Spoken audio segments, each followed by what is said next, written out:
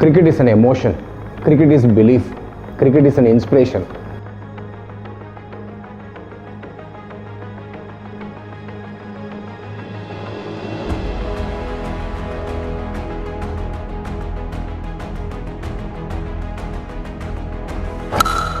Thank you, Amos.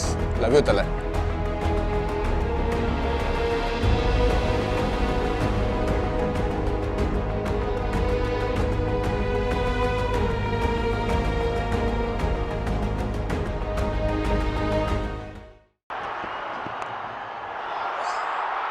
In the air, Sreesanth takes it. India win. இப்போ நம்ம பார்த்த எல்லா வீடியோஸையும் தாண்டி மறக்க முடியாதுன்னா வெங்கடேஷ் பிரசாத், அமீர் சோஹேல் குறித்து வச்சுக்கோங்க. இந்தியா பாகிஸ்தான் ஃபைனல் வருது. இந்த ஏஷியா கப்பில் 3 தடவை இந்தியா, அது மட்டும் இல்லை, இந்தியாவில் தமிழ்நாட்டில் முக்கால்வாசி பேருக்கு கிரிக்கெட். அதனால் இந்தியாவுக்கும் சரி, இது ஒரு மிஷன் T20 வேர்ல்ட் கப். கருத்துப்படி T20ல Jaiswal is better than Shubman. அந்த ரவீந்திர ஜடேஜா ரிட்டையர் ஆனதுலேருந்து அவரோட வேக்யூமை ஃபில் பண்ணுறதுக்கு 2025ல பஞ்சாப் ஃபைனல் போனாங்க இல்லைங்களா? அதுக்கும் வந்து அவர் தான் ஒரு பெரிய ஒரு தூணா இருந்தார், ஒரு பில்லர் அவர் தான். ஸோ அவர் ஏன் வந்து இந்த நிறைய பேர் வந்து ஜிதேஷ் சர்மா வந்துருவாரு, சஞ்சு சாம்சன் டீம் விட்டு போயிடுவாரு அப்படின்னு சொல்லி அவங்க அந்த பழைய மாவே இன்னும் அரைக்கல. ஆமாம், பாபர் அசம், முகமது ஹசன் தான் அனுப்பிட்டாங்க ஆடுவாரு. ஸோ மக்களுக்கு இன்னும் கோடி தரிசனம் உண்டு. அனைவருக்கும் வணக்கம். நம்ம சேனல் டாக்டர் தீபக்ல இது வரைக்கும் medicine, cricket, cinema, motivation, politics, இந்த மாதிரி நிறைய டாபிக்ஸ் டிஸ்கஸ் பண்ணியிருக்கோம். இதுக்கு மேலே ஒரு ப்ரோக்ராம் ஆரம்பிக்க போகிறோம், cricket centre at doctor Deepak. இது வந்து எக்ஸ்க்ளூசிவாக cricket videos, cricket previous, cricket reviews, cricket analysis, இதை பற்றி மட்டுமே இருக்க போகுது. இந்த ப்ரோக்ராம் இப்போ ஏன் ஆரம்பிச்சிருக்கோம்? கிரிக்கெட் எனக்கு பிடிக்கும், அது மட்டும் இல்லை, இந்தியாவில் தமிழ்நாட்டில் முக்கால்வாசி பேருக்கு கிரிக்கெட் பிடிக்கும். எந்த ஒரு ப்ரோக்ராமும் ஸ்டார்ட் பண்ணும்போது ஒரு பேங்கோட ஸ்டார்ட் பண்ணுன்னு சொல்லுவாங்க. ஸோ இந்த ப்ரோக்ராமை நம்ம இந்தியா பாகிஸ்தான் ப்ரிவியூவோட ஆரம்பிக்க போகிறோம். ஏஷியா கப்பில் இப்போது எல்லா டீமும் விளையாடிட்டு இருக்காங்க. அதில் சண்டே இந்தியா பாகிஸ்தான் விளையாட போகிறாங்க. அதுக்கு நிறைய எதிர்பார்ப்புகள் இருக்குது, நிறைய கான்ட்ரவர்சிஸும் இருக்குது. இப்போ தான் பகல்கம் அட்டாக், அதுக்கப்புறம் இந்தியா வந்து பாகிஸ்தான் மேலே வார், இந்த மாதிரி நிறைய விஷயங்கள் போயிட்டு இருந்தது. இந்த சுச்சுவேஷனில் இந்த ஏஷியா கப்பில் இந்தியா பாகிஸ்தான் விளையாடணுமா நிறைய பேர் கேட்டிருந்தாங்க. ஸோ ஒன் திங் நம்ம ரிமெம்பர் பண்ணணும், ஸ்போர்ட் இஸ் அ ஸ்போர்ட். நாம் யாரும் வந்து பிளேயர்ஸ் அங்கே போய் ஒட்டி விளையாட போகிறதில்ல.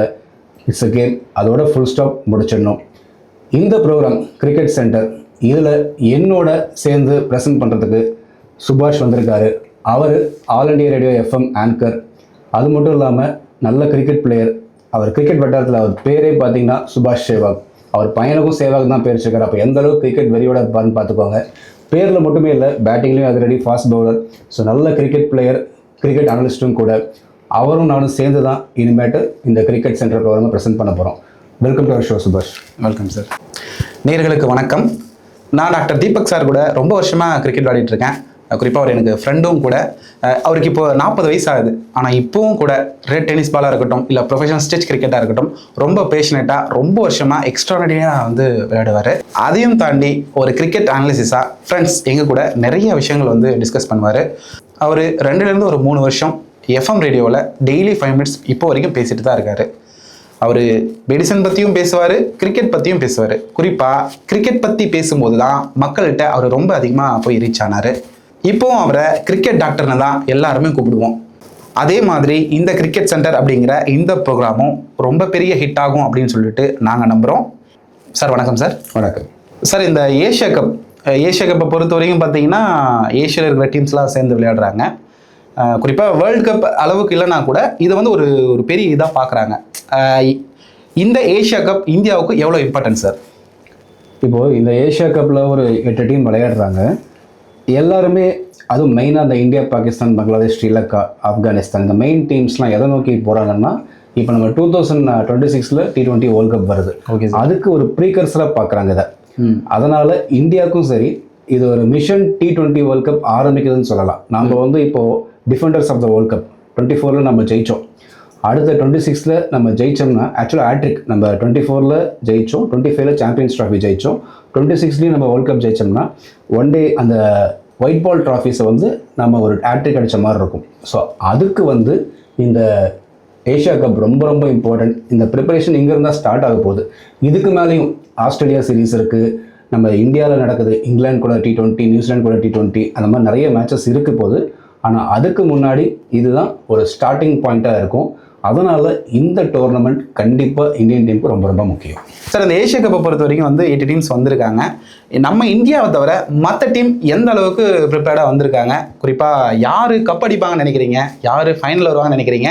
குறிப்பாக யார் ரொம்ப சூப்பராக பர்ஃபார்ம் பண்ணுவாங்கன்னு நீங்கள் நினைக்கிறீங்க? இது வந்து எல்லாருக்குமே தெரியும், கிரிக்கெட் பார்க்குறவங்களுக்கு இந்தியா தான் ஃபேர்ம் ஃபேவரைட்ஸ் அப்படின்ட்டு. ஏன்னா இந்தியா வந்து T20 லாஸ்ட் 1 இயர் அவங்க விளையாடுற பிராண்ட் ஆஃப் கிரிக்கெட் வந்து அவ்வளோ சிறப்பாக இருக்குது. இப்போ எல்லாருக்கும் என்ன கேள்வி அப்படின்னா, செகண்ட் யார் வருவா, அந்த ஃபைனலிஸ்ட் யார் வருவா?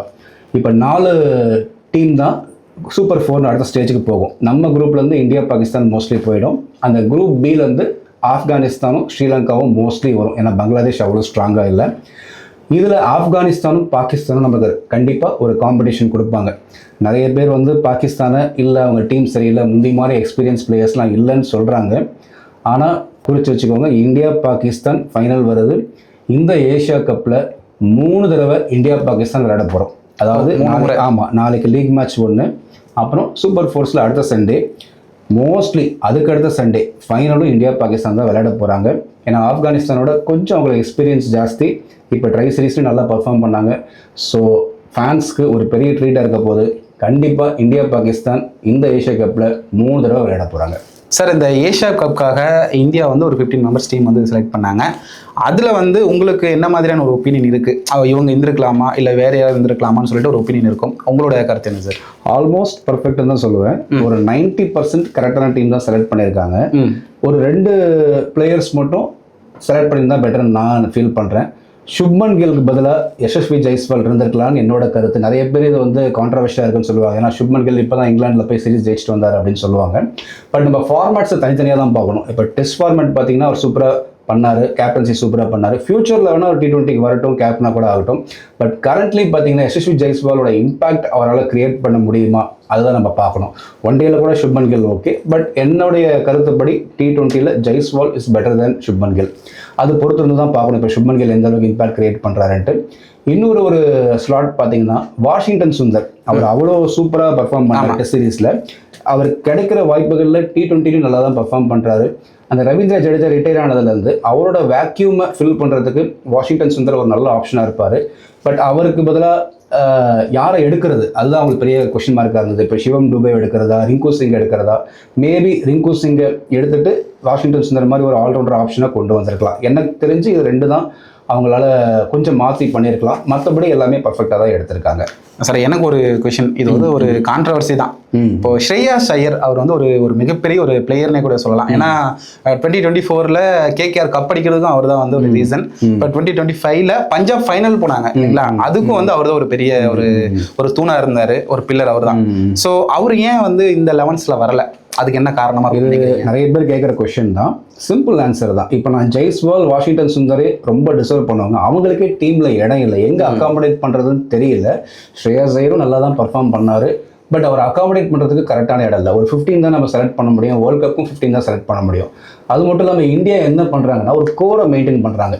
லாஸ்ட் ஒரு 1 இயராக அவங்க ஒரு T20 ஒரு சில பிளேசஸ் சான்ஸ் கொடுத்தாங்க. அதை அப்படியே அவங்க ஃபாலோ பண்ணிட்டு வராங்க. அது உண்மையிலே நல்ல விஷயம். அந்த கன்சிஸ்டன்சி இருந்தால் தான் அடுத்த வேர்ல்ட் கப்பில் நம்ம கப்படிக்க முடியும். மேபி ஃபியூச்சரில் ஸ்ரேயாஸ் ஐயருக்கு வாய்ப்புகள் கிடைக்கலாம். இப்போ இருக்கிற டீமில் அவருக்கு அந்த இடம் இல்லை, அவ்வளோதான். நிறைய பேர் அவரோட இன்னும் கொஞ்சம் ஒரு ஸ்டெப் பெட்டராக இருக்காங்கன்னு தான் நான் சொல்லுவேன். இன்னொன்று மல்டி டேலண்டட். இப்போ கம்பீர் என்ன பண்ணுறாருன்னா பவுலிங், பேட்டிங் 2மே பண்ணுறவங்க தான் அவர் நிறைய விரும்புகிறார். அந்த ஒரு காரணத்தினால தான் ஒழிய ஸ்ரேயாஸ் ஐயர் நல்ல பிளேயர் தான். 1 டேயில் கன்ஃபார்ம்டாக அவர் விளையாடுவார். இன்னும் ஒரு 10 வருஷத்துக்கு கூட இல்லை, ஒரு அட்லீஸ்ட் ஒரு 5-6 வருஷத்துக்கு விளையாடுவார். நம்பர் 3 இல்லை நம்பர் 4 கண்டிப்பாக விளையாடுவார். சார், இப்போ பார்த்தீங்கன்னா ஃபர்ஸ்ட் மேட்ச் UAE கூட நம்ம ஆடினோம். ரொம்ப சிம்பிளான மேட்ச், டக்குன்னு முடிஞ்ச மாதிரி இருந்தது. குறிப்பாக அந்த 11s வந்து பார்த்தீங்கன்னா உங்களுக்கு எப்படி இருந்தது? அந்த 11s ஓகேங்களா, இல்லை சப்ஸ்டிடியூட்டில் இருந்த வேறு ஏதாவது பிளேயர் வந்து உள்ளே வந்திருந்தால் கொஞ்சம் நல்லா இருக்கும்னு நினைக்கிறீங்களா? உங்கள் ஒப்பீனியன் என்னது? அவங்க கண்டிஷனுக்கு ஏற்ற மாதிரி போயிருக்காங்க. இப்போ சாம்பியன்ஸ் ட்ராஃபி பார்த்தீங்கன்னா அப்பயும் வந்து ஒரு ஃபாஸ்ட் பவுலர், ஒரு ஆல்ரவுண்டர், 4 ஸ்பின்னரோட போனாங்க. அதே மாதிரி தான் அவங்க என்ன நினைச்சாங்க, அப்பயும் துபாயில் தான் ஆடினாங்க. ஸோ கண்டிஷன்ஸ் கிட்டத்தட்ட சிமிலராக இருக்கும். ஸ்பின்னர்ஸ் உதவுன்னு சொல்லிட்டு பும்ரா மட்டும்தான் ஃபாஸ்ட் பவுலர், ஹர்திக் பாண்டியா, சிவம் துபே ஆல்ரவுண்டர்ஸ். அந்த மாதிரி ஒரு கான்செப்டில் போனாங்க. குல்தீப் யாதவ், வருண், அக்ஷர் 3 பேர். அது இல்லாமல் திலக் வர்மாவும் ஆஃப் ஸ்பின் போடுவார், அபிஷேக் சர்மாவும் லெஃப்ட் ஆர்ம் ஸ்பின் போடுவார். ஸோ ஸ்பின் பேக்டாக ஸ்பின் ஏரியா போயிருக்காங்க. தப்பு கிடையாது. கண்டிஷன்ஸ்க்காக அதுக்கேற்ற மாதிரி போகிறாங்க. அதுவும் இல்லாமல் ஒரு கன்சிஸ்டன்சி மெயின்டைன் பண்ணுறாங்க. நாங்கள் சாம்பியன்ஸ் ட்ராஃபி இப்படி தான் விளையாண்டோம், அடுத்து இனிமேட்டு இப்படி தான் விளையாட போகிறோன்ட்டு அது ஒரு தெளிவான ஒரு மைண்டு தான். ஹர்ஷ்தீப் சிங் வந்திருக்கலாம், மேபி அவருக்கு ஏதாவது அடுத்தடுத்த பிச்சஸ் வந்து ஃபாஸ்ட் பவுலிங் வெயிட் பண்ணுற மாதிரி இருந்தால் கண்டிப்பாக ஹர்ஷ்தீப் சிங் வந்து ஒரு ஸ்பின்னருக்கு பதிலாக கண்டிப்பாக வருவார். அது ஒன்று. இதில் முக்கியமான விஷயம் என்னன்னா, நிறைய பேர் வந்து ஜிதேஷ் சர்மா வந்துருவார், சஞ்சு சாம்சன் டீம் விட்டு போயிடுவார் அப்படின்னு சொல்லிட்டே இருந்தாங்க. இது ஆக்சுவலாக அஸ்வின் வந்து அவரோட சேனலில் ப்ராஜெக்ட் சஞ்சு சாம்சன் ஒரு டாப்பிக்கே போட்டு டிஸ்கஸ் பண்ணார். ஆமாம், இது ஏன் அவ்வளோ முக்கியமான டாப்பிக்காக போயிட்டு இருக்குன்னா, சஞ்சு சாம்சனை நீங்கள் 1 இயராக பேக் பண்ணியிருக்காங்க. 1 இயர் அவருக்கு ஏகப்பட்ட சான்ஸ் கொடுத்தாங்க. அவர் மறக்க வேண்டாம், சமீபத்தில் தான் ஒரு 3 செஞ்சுரி வரிசையை அடித்தார். ஆமாம் சார். ஆனால் அவர் இங்கிலாந்து சீரிஸ் ஒழுங்காக விளையாடல. ஆமாம், ஐபிஎல் சுமாராக தான் விளையாட. அதனால நம்ம பழசை மறந்துடக்கூடாது. ஸோ அந்த பேக் பண்ணிட்டீங்க, கண்டினியூஸாக வேர்ல்ட் கப் வரைக்கும் பேக் பண்ணுங்க. ஜிதேஷ் சர்மாவை ஒரு செகண்ட் சாய்ஸாக வச்சுக்கலாம். என்னை பொறுத்த வரைக்கும் சஞ்சு சாம்சனை இப்போ இருக்கிற அந்த ஸ்லாட்டில் ரீப்ளேஸ் பண்ணக்கூடிய ஒரே ஒரு ஆள் ரிஷப் பண்ட். அவர் T20யில் நல்ல ஃபார்மில் வந்தார்னா, இன்ஜுரிலாம் முடிச்சுட்டு சஞ்சு சாம்சனை செகண்ட் சாய்ஸாக வைக்கலாம். அது வரைக்கும் சஞ்சு சாம்சன் தான் ஃபர்ஸ்ட் சாய்ஸ் விக்கெட் கீப்பர். ஒன்றே அவரை மிடில் ஆர்டரில் இறக்குனாங்க லாஸ்ட் டைம், அதை பிளான் பண்ணி வச்சுருந்தாங்க நம்பர் 5ல். அவருடைய ஸ்லாட் மோஸ்ட்லி இந்த நம்பர் 3க்கு மேலே அவருக்கு வந்து அவ்வளோ எஃபெக்டிவாக அவருடைய இன்னிங்ஸ் ஆட முடியாது, அவ்வளோ அவுட்புட் கொடுக்க முடியாது. அதனால் அவரை 3ல் வச்சுட்டு சூரியகுமார் யாதவ் 4, திலக் வர்மா 5, இல்லை மாற்றி லெஃப்ட் ஹேண்ட் வேணும்னா திலக் வர்மா 4, அந்த மாதிரி போகிறது கொஞ்சம் பெட்டராக இருக்கும்னு என்னோட கருத்து. சார், இப்போ வந்து ஃபர்ஸ்ட் மேட்ச் இங்கே கூட நம்ம ஆனோம் இல்லைங்களா, அதே லெவன்ஸ் தான் இப்போ பாகிஸ்தான் கூட ஆட போகிறாங்களா, இல்லை வேறு ஏதாவது சேஞ்சஸ் இருக்குமா சார்? மோஸ்ட்லி அதே லெவன் தான் மெயின்டைன் பண்ணுவாங்க. ஏன்னா அந்த கன்சிஸ்டன்சி நான் சொன்னது அது வந்து இந்த சீரீஸ்லேயும் அப்படியே தான் இருக்கும். ஒரே ஒரு மேட்ச்ல அந்த ஓமான் மேட்ச் நெக்ஸ்ட் வருது, இப்போ பாகிஸ்தான் கூட ஜெயிச்சிட்டோம்னா அது எப்படினாலும் நம்ம சூப்பர் 4 போகிறோம். அப்போ எக்ஸ்பெரிமெண்ட் பண்ணுவாங்க, பும்ராவை ரெஸ்ட் பண்ணிட்டு ஹர்ஷ்தீப் அந்த மாதிரி கொண்டு வருவாங்க, அப்படி போகலாம். மற்ற எல்லா மேட்ச்லையும் அவங்க என்ன டீம் இப்போ ஆரம்பிக்கிறாங்களோ அதை தான் அவங்க கன்சிஸ்டண்ட்டாக மெயின்டைன் பண்ணுவாங்க. Okay sir. நான் சொன்ன மாதிரி சஞ்சு சாம்சன் பொசிஷனை மட்டும் கொஞ்சம் நம்பர் 3ல கொண்டு வந்துட்டா அடுத்த மேட்ச்க்கு இன்னும் பெட்டராக இருக்கும். பட் சேம் லெவன்ஸ் தான் மோஸ்ட்லி 90% ஆடுவாங்க. சார், இப்போ இந்தியா பாகிஸ்தான் அப்படின்னு எடுத்துக்கிட்டோம்னா அதில் வந்து ரொம்ப பெரிய ஹை மூமெண்ட்ஸ்லாம் இருக்கும் சார். ஏன்னா அடிச்சுக்காத குறை தான், அந்த அளவுக்கு வந்து ரொம்ப பரபரன்னு பற்றிட்டு போகும். அந்த மாதிரி மேட்சஸ் நம்ம நிறைய பார்த்துருக்கோம். இப்போ இந்த ஏஷியா கப்பில் இல்லைனா கூட வந்து இதுக்கு முன்னாடி ப்ரீவியஸாக விளையாண்ட கடந்த காலங்களில் நிறைய நமக்கு வந்து மொமெண்ட்ஸ் எல்லாம் நிறைய ஞாபகம் இருக்கு. அந்த மாதிரி உங்களால் மறக்க முடியாத இந்தியா பாகிஸ்தான் மேட்சஸ்னா என்ன சார் சொல்லுவீங்க? நிறைய இருக்கு. சரி, ஆடியன்ஸ்க்கு அவங்களுக்கும் நாஸ்டாலஜிக்காக இருக்கும். அதனால ஒரு 5 சிறப்பான மேட்சை பற்றி சொல்கிறேன். ஒரு மேட்சை பற்றி சொல்ல முடியல, ஏன்னா இந்தியா அந்த மேட்ச்சில் தோத்துட்டாங்க. நம்ம இந்தியா பாகிஸ்தான் சென்னையில் 1999 ஆடினாங்க, ஞாபகம் இருக்குங்களா? சச்சின் செஞ்சுரி அடிப்பார். கடைசியாக வந்து சச்சின் அவுட் ஆனதுக்கப்புறம் எல்லாம் அந்த கடைசி 4 விக்கெட் ஒரு 5 ரன்னில் போயிட்டு இந்தியா தோற்றுருவோம். அந்த மேட்ச் ரொம்ப பெரிய இம்பேக்ட் கிரியேட் பண்ணுச்சு. நீங்கள் 90s கிட்ட இல்லை 90s தான் சார்? 90s கிட்ட. அதனால் உங்களுக்கு ஞாபகம் வந்திருக்கணும். சரி, பரவாயில்ல. அந்த மேட்ச் ரொம்ப எனக்கு பிடிக்கும். பட் அது இந்தியா தோற்றுறதுனால அதை நான் லிஸ்ட்லேருந்து எடுத்துருக்கேன். நம்பர் 5ல் தாக்கால 98ல் ரிஷிகேஷ் கணித்கர் ஒரு 4 அடிச்சு ஜெயிச்சு கொடுப்பாரு. ஆமாம் சார், ஞாபகம் இருக்குங்களா? அப்போ வந்து அதுதான் ஹையஸ்ட் சேஸ், 315 அடிப்போம். அந்த காலத்துல அதுவே பெரிய விஷயம். ராபின் சிங்கும் கங்குலியும் அது லைட்ஸ்லாம் வந்து சுத்தமா கண்ணே தெரியாது யாருக்கும். சக்லீன் முஸ்தக் போடுவாரு, அந்த 4 அடிப்பாரு. அது வந்து மனசுல இருக்கு. அது ஒரு நம்பர் 5 சொல்லலாம். நம்பர் 4ல வந்து 2003 வேர்ல்ட் கப் ஷோயப் அக்தர் சச்சின் 6 அடிப்பாரு. அந்த இமேஜ் வந்து எனக்கு அப்படியே இருக்கு.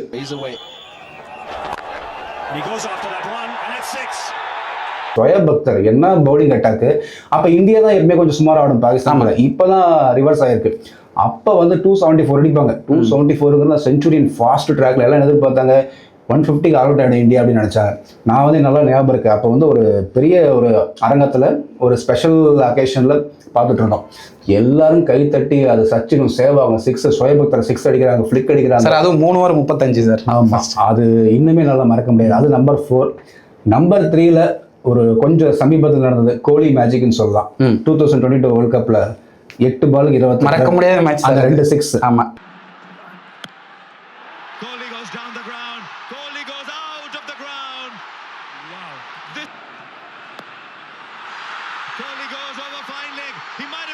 நம்பர் 2ல இந்தியா பாகிஸ்தான் உலக அளவில் ஃபைனல் ஒரே ஒரு மேட்ச் தான். எந்த மேட்ச் சொல்லுங்க பார்க்கலாம்? 2007 T20 வேர்ல்ட் கப். ஒரு world cup final India T20 இந்தியாவும் பாகிஸ்தான் T20ல விளையாடுது. அப்போ அந்த ரவி சாஸ்திரியோட வாய்ஸ் இன்னும் மறக்க முடியாது. ஸ்ரீசாந்த் அப்படின்னு வரும். ஸ்ரீசாந்த் கேட்ச் பிடிப்பாரு.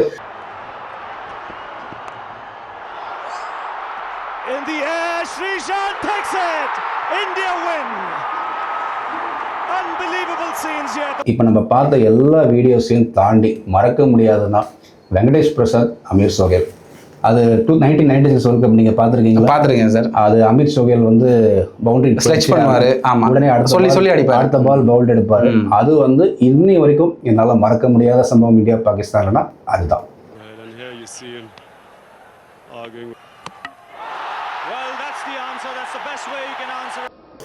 ஓகே சார், நாளைக்கு மேட்ச்சுக்கு வருவோம்.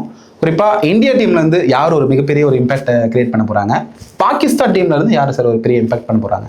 ஒரு 5 பிளேயராக வச்சுப்போம். இந்தியன் டீமில் இம்பேக்ட் கிரியேட் பண்ணுவாங்கிறத விட நான் நோட் பண்ணுற சில பேர், இப்போ யூஏஇ மேட்ச்சில் பார்த்தீங்கன்னா இந்த ஆல்ரவுண்டர்ஸ் கம்பீருக்கு இம்பார்ட்டன்ஸ் கொடுப்பாரு.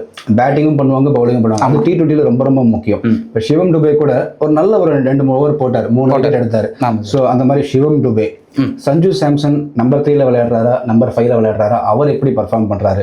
அபிஷேக் சர்மா சூப்பராக பேட்டிங் பண்ணார், அவர் பவுலிங் ஏதாவது சான்ஸ் கிடைக்குதா, அவர் எப்படி பர்ஃபார்ம் பண்ணுறாரு. திலக் வர்மா நிறைய கான்ட்ரவர்சிஸ் இருக்குது, அவர் கண்டிப்பாக டீமில் இருக்கணுமான்ட்டு, ஆனால் நிறைய ரன் அடிச்சு ப்ரூவ் பண்ணிட்டாரு. அவர் எப்படி பண்ணுறாரு, அவரும் ஆஃப் ஸ்பின் போடுவார். ஸோ இந்த மாதிரி பிளேயர்ஸ் இது இந்த மேட்ச்லையும் சரி அடுத்தடுத்த மேட்ச்லையும் சரி அவங்களுடைய பவுலிங் பேட்டிங் ரெண்டுமே எப்படி கொண்டு போகிறாங்க. அதோட ஸ்பின்னர் இப்போ வருண் சக்கரவர்த்தி பார்த்தீங்கன்னா இதே துபாயில் 2021 பாபர் அசமும் முகமது ரிஸ்வானும் அவரை அடிச்சு விரட்டிடுவாங்க. இங்கே தோத்துரும் மேட்ச். ஆமாம், பெரிய ஸ்கோர் சேஸ் சார். அதுவும் பார்த்தீங்கன்னா விக்கெட்டே எல்லாம் சேஸ் பண்ணிடுவாங்க. ஆமாம், அந்த மேட்ச் தான் வருண் சக்கரவர்த்தியோடைய கான்ஃபிடன்ஸே டேமேஜ் ஆச்சு. ஒரே மேட்ச் தான் 2 மேட்ச் ஆடினாரு. அந்த ரொம்ப ஹைப் பண்ணோம், வருண் இருக்காரு. அந்த மேட்சோட அவர் போயிட்டாரு, திரும்பியும் அவர் கம்பேக் பண்ணுறதுக்கு ரொம்ப வருஷம் ஆச்சு. ஸோ இது ஒரு ரிவெஞ்ச் மாதிரி அவருக்கு இருக்கும். அவர் அதே துபாயில் பாகிஸ்தான் கூட T20 எப்படி பர்ஃபார்ம் பண்ண போகிறாரு, அதை நம்ம நோட் பண்ணணும்.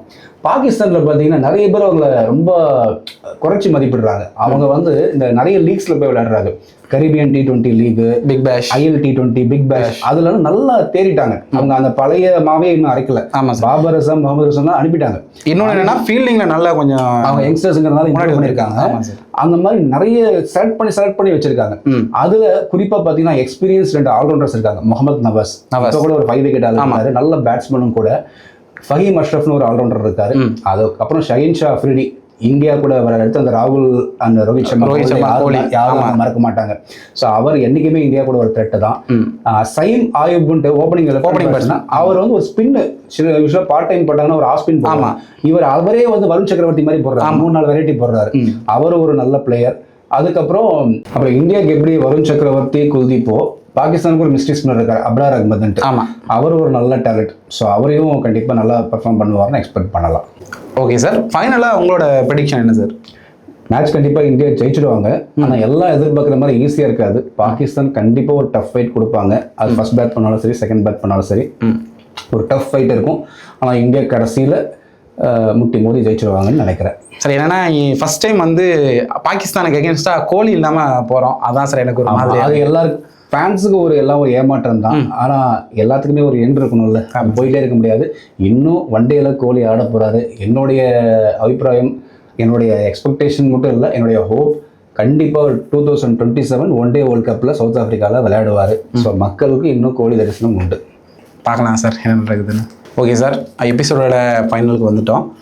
இன்றைக்கி பார்த்தீங்கன்னா ஏஷியா கப் பற்றின ஒரு ப்ரிவியூ பார்த்தோம். அது மட்டும் இல்லாமல் இந்தியா பாகிஸ்தான் மேட்ச் பற்றின ஒரு ப்ரிவியூ பார்த்தோம். இன்னும் என்னென்னா இந்தியா பாகிஸ்தான் அந்த கடந்த கால போட்டிகள், அந்த நாஸ்டாலஜிக் மொமெண்ட்ஸ் அதெல்லாம் வந்து பார்த்தோம். ஓகே, பார்ப்போம். அடுத்து இந்த மேட்ச் முடிச்சுட்டு என்னென்னலாம் நடந்ததுங்கிறத நம்ம அப்புறம் பார்ப்போம்.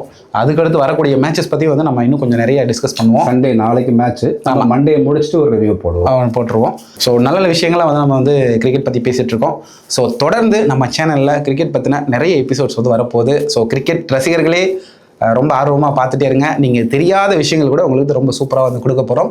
ஸோ கண்டினியூஸாக வந்து தொடர்ந்து நம்ம சேனலை பாருங்கள், தொடர்ந்து சப்ஸ்கிரைப் பண்ணுங்கள். உங்களோட ஃப்ரெண்ட்ஸுக்கும் சரி, உங்களோட ஃபேமிலிக்கும் இது வந்து ஷேர் பண்ணுங்கள், சப்போர்ட் பண்ணுங்கள். தேங்க்ஸ்.